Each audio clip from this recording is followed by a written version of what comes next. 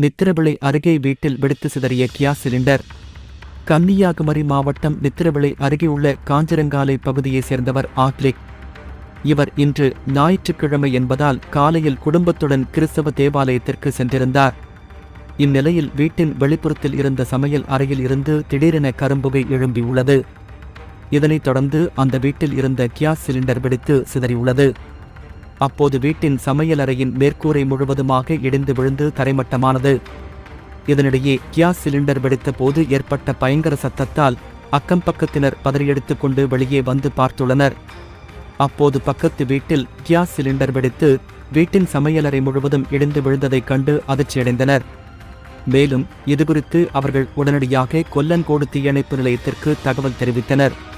உடனே விரைந்து வந்த தீயணைப்புத் துறையினர் அங்கு கொழுந்துவிட்டு எரிந்து கொண்டிருந்த தீயை பல மணி நேரம் போராடி அணைத்தனர். இந்த சம்பவத்தின் போது வீட்டில் யாரும் இல்லாததால் பெரும் விபத்து தவிர்க்கப்பட்டது.